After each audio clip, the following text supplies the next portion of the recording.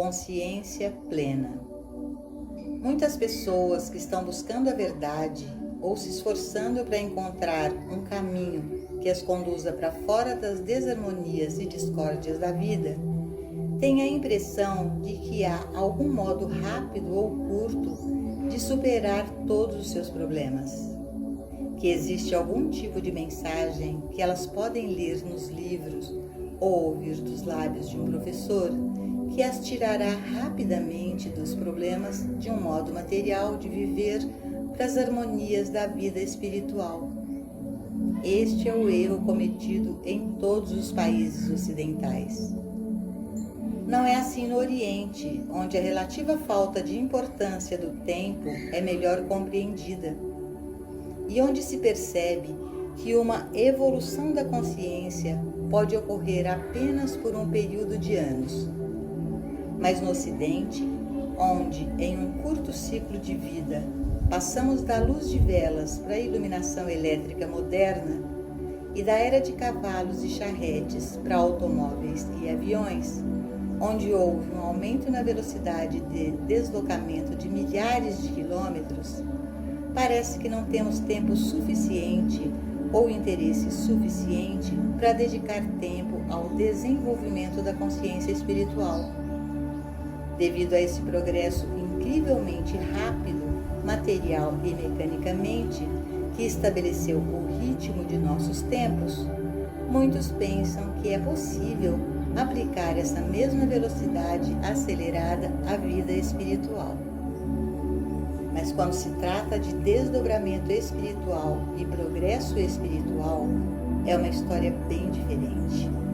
Um elemento de tempo entra na situação, e é esse elemento de tempo que nosso mundo ocidental parece não estar disposto a aceitar, ou pode não ser capaz, ou não estar preparado para aceitar.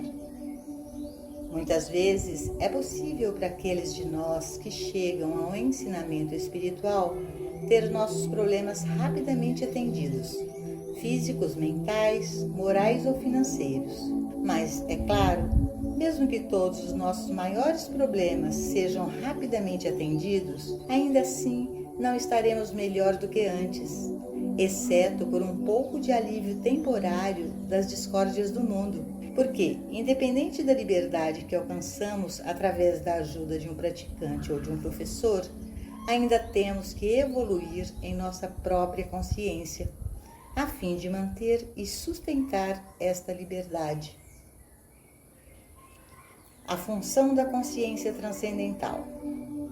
Embora trabalhos como o Caminho Infinito ajudem os alunos a superar suas dificuldades físicas, mentais, morais ou financeiras, essa não é sua função principal.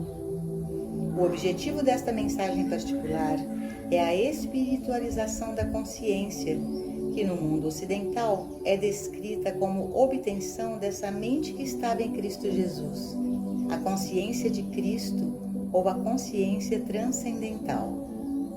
No Oriente, esse mesmo objetivo é chamado de realização do estado búdico, ou a mente de Buda, ou Budi, mas todos esses termos significam a mesma coisa, porque se alguém recebe a iluminação, seja no Oriente ou no Ocidente, o resultado é precisamente o mesmo.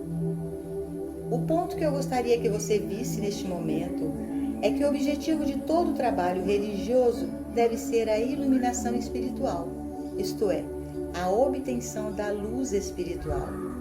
Quando essa luz chega, ela surge como um estado transcendental de consciência, e é a obtenção desse estado transcendental de consciência que realmente constitui a atividade do caminho infinito e é fundamental para o seu ensino.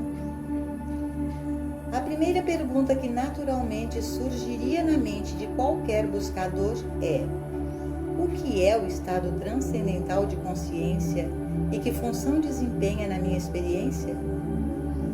Minha resposta para isso é que a consciência transcendental ou espiritual é um estado de consciência que libera instantaneamente um indivíduo de toda preocupação material.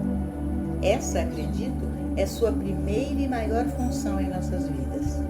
Ele nos libera do medo e da dúvida, nos liberta da preocupação com o que devemos comer, com o que devemos beber ou com o que nos vestiremos. E mais importante de tudo, nos liberta do medo da morte. Quer tenhamos pensado conscientemente ou não, todos nós, no plano humano da vida, tememos a morte. De fato, a única razão pela qual tememos a doença é porque a consequência natural da doença é a morte. Nós também tememos a idade, porque a idade traz consigo a conotação da morte vindoura. A morte, por sua inevitabilidade, é aquela que é temida. E o medo da morte é muitas vezes a causa das nossas doenças. Com o primeiro toque da luz espiritual, entretanto, todo o medo da morte desaparece, porque essa luz revela que não há morte e que a experiência de passar deste plano de vida para o que é chamado de próximo plano não é realmente uma morte, é apenas outra experiência, como no nosso nascimento. É uma passagem de uma fase da vida para outra. Em outras palavras, a vida nunca teve um começo. Portanto, a nossa vinda a este mundo foi apenas uma vinda de outra fase da vida. Alguns daqueles que alcançaram certo grau de iluminação podem voltar e ver diferentes aspectos de sua vida antes de sua experiência atual na Terra. Embora isso nem sempre seja possível, no entanto, com o primeiro sabor da luz espiritual, percebemos que, como não há morte, não é preciso temê-la. E assim que esse medo é eliminado, o corpo parece se ajustar a si mesmo e a saúde começa a se manifestar, em vez da doença e dos sinais da idade. A consciência transcendental liberta-se da preocupação com pessoas ou coisas. Além disso, uma vez que a luz espiritual tocou a alma ou a consciência de um indivíduo, nunca mais haverá preocupação com o que chamamos de suprimento, o que comeremos ou beberemos, com o que nos vestiremos ou quanto ganharemos, ter ou não ter. A razão para essa falta de preocupação constitui a soma e a substância do que deve ser nosso objetivo, se quisermos alcançar o caminho espiritual da vida. No sentido humano comum da vida, a preocupação é quase sempre por coisas, pessoas ou condições. Se neste exato momento pensássemos no que mais nos preocupa, provavelmente descobriríamos que nosso medo é indubitavelmente sobre algo na forma de um efeito, uma pessoa, uma condição, uma coisa, uma quantidade, um corpo, um pouco de dinheiro ou um pedaço de propriedade. Sempre é sobre um efeito, e o que nos preocupa é sempre no reino de um efeito. Como seres humanos, não estamos sempre nos esforçando por alguma coisa, alguma pessoa ou condição? Pode ser para viver, por fama ou riqueza, pode ser por educação, pode ser por saúde, mas quase sempre nossa vida está centrada na obtenção de alguma coisa ou outra. Durante a sua vida, a maioria dos seres humanos falha em alcançar o que eles procuram e passam para fora desta vida frustrados, sem nunca terem alcançado seus objetivos. Aqueles que alcançam seus objetivos acham que essa conquista traz pouca satisfação permanente. Alguns atingem temporariamente o corpo perfeito, apenas para mais tarde testemunhar sua desintegração.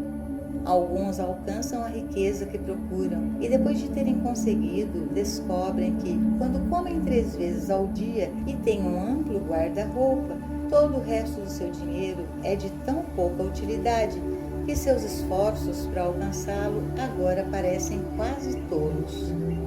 Raramente o dinheiro dá à pessoa a satisfação que ela achava que teria quando se esforçava e lutava por isso. E não preciso lembrar que a fama retribui ainda menos satisfação e é ainda mais uma bugiganga vazia do que a riqueza. Isso não significa que haja algo errado sobre a obtenção de fama, riqueza, saúde ou um corpo perfeito. Pelo contrário, todas estas são as coisas adicionais que inevitavelmente surgem quando o modo de vida espiritual se torna nossa primeira e maior preocupação. No modo de vida espiritual, nosso primeiro passo é desconsiderar temporariamente nossa preocupação pelas coisas, pessoas e condições e centrar nossa atenção em alcançar uma percepção consciente de nossa fonte, tornando-se um com nossa fonte. É uma parte do ensinamento cristão, como dado no 15º capítulo de João, que quando somos um com a nossa fonte, produzimos frutos ricamente. Mas quando estamos separados dessa fonte, somos como um ramo de uma árvore que é cortado, murcha e seca. O 91º Salmo também promete que nenhum dos males deste mundo chegará perto da morada daqueles que fizeram de Deus a sua morada, novamente nos indicando que nossa unidade com a nossa fonte é o que nos separa dos males deste mundo e mantém as harmonias do céu em nossa experiência. A revelação me foi dada que, em minha consciência da unidade com Deus, em ser conscientemente um com minha fonte, as coisas boas da vida foram adicionadas a mim, isto é, eu estava em unidade com todo o bem, com toda forma de bem que pode ser necessária em minha experiência. O Mestre disse: não vos preocupeis com a vossa vida, com o que comereis ou com o que haveis de beber, nem tampouco com o vosso corpo, o que vestireis. Mas buscai primeiro o reino de Deus e a sua justiça, e todas essas coisas vos serão acrescentadas. E foi assim que essa mesma consciência me revelou que, quando sou conscientemente um com Deus, sou instantaneamente um com todo o bem necessário para minha experiência. Portanto, devo parar de pensar sobre meu suprimento, minha saúde ou minha casa. Eu preciso parar de pensar ansiosamente ou de me preocupar com as coisas deste mundo e devo fazer todo o esforço para permanecer conscientemente em minha unidade com Deus. A parte vital e o coração dessa revelação é que já somos um com Deus. Nós já somos um com o nosso fluxo de vida ou a fonte da nossa vida. De fato, eu e meu Pai somos um. É um relacionamento indivisível e indestrutível. É uma impossibilidade para meu Pai e eu nos separarmos, porque não somos dois, somos um. Somos e sempre fomos um com nossa fonte, um com Deus. A razão pela qual as harmonias do céu e as bênçãos da graça divina não entram em nossa experiência como deveriam, está na única palavra conscientemente. Nada pode entrar em sua vida ou na minha, a não ser quando entra em nossa consciência. Esta é a maior lei, a maior descoberta, desdobramento ou revelação que já chegou à minha experiência. Nada pode entrar em sua experiência ou na minha, exceto através de nossa própria consciência. Em outras palavras, você conscientemente se levou para a leitura deste livro. Há milhões de pessoas que não o leem e, portanto, nenhuma centelha desta mensagem entrou em sua consciência, de modo que eles não estão nem mesmo cientes de que qualquer coisa desse tipo existe no mundo. Mas mesmo você, que está lendo estas palavras, poderia, se assim o desejasse, excluir de sua consciência a mensagem que está sendo trazida a você. Você poderia sentar-se exatamente onde está, completamente inconsciente da importância dessas palavras, lendo-as apenas com os olhos, e elas não causariam nenhuma impressão sobre você. Elas não entrariam nas profundezas, no reino da sua consciência.